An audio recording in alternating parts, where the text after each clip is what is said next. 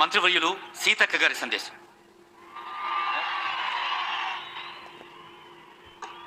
రైతు పండుగకు అశేషంగా తరలి వచ్చినటువంటి మా రైతన్నలకు, రైతు బిడ్డలకు, రైతు కుటుంబ సభ్యులకు పేరు పేరున హృదయపూర్వక నమస్కారాలు, పాదాభివందనాలు.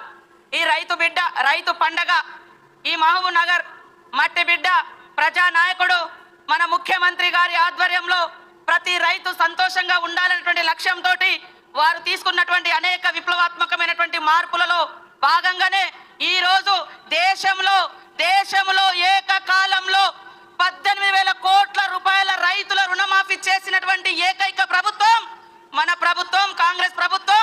ఈ మట్టి బిడ్డ రాజ్యమేలుతున్నటువంటి ప్రభుత్వం అని ఈ సందర్భంగా తెలియజేస్తా ఉన్నాను. రైతన్నలందరూ ఒక్కసారి ఆలోచించండి. ఎప్పుడైతే రైతు రుణమాఫీ స్టార్ట్ చేసినామో మరి మూలకున్నటువంటి బీఆర్ఎస్ నాయకులు వచ్చి రైతులను రెచ్చగొట్టే పని చేసిర్రు. అయ్యా, నేను అడుగుతా ఉన్నా, 30,000 కోట్ల రుణాలు మాఫీ ఎందుకు చేయలేదని ఈ రోజు బయటకు వచ్చి మాట్లాడుతున్నారే. మరి 10 సంవత్సరాలలో మీరు ఎందుకు ఈ 30,000 కోట్ల భారం రైతుల మీద ఉంటే ఎందుకు మాఫీ చేయలేదని నేను అడుగుతా ఉన్నా.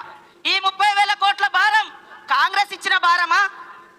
ఈరోజు వచ్చి సంవత్సరం తిరగక ముందే మరి 18,000 కోట్ల రుణాలు మాఫీ చేసినాం. కానీ బీఆర్ఎస్ ప్రభుత్వ హయాంలో 2018 నుంచి 23 వరకు వాళ్ళు చేసింది 5 ఏళ్లలో కేవలం 11,000 కోట్ల రుణాలే. కానీ మన సీఎం, మన ప్రభుత్వం మరి 25 రోజులలో ఇప్పటికే చేయడం జరిగింది. కాబట్టి ఒక దిక్కు అప్పులు, ఒక దిక్కు సంక్షేమం.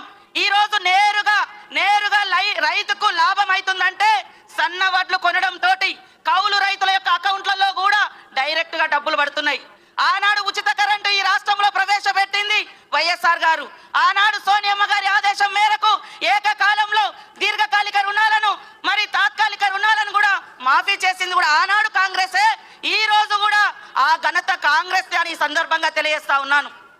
మీరు అర్థం చేసుకోవాలి, ప్రశ్నించాలి. మీరు 10 ఏళ్లలో ఎందుకు ఏకకాలంలో 1 లక్ష కూడా రుణమాఫీ చేయలేదయ్యా? ఈ రోజు దొంగ డ్రామాలు వేస్తున్నారు. ఈ రోజు ప్రజాప్రభుత్వం చేసేటువంటి కార్యక్రమాలను ఎందుకు అడ్డుకుంటున్నారు అని ప్రశ్నించాల్సిన అవసరం ఉంది.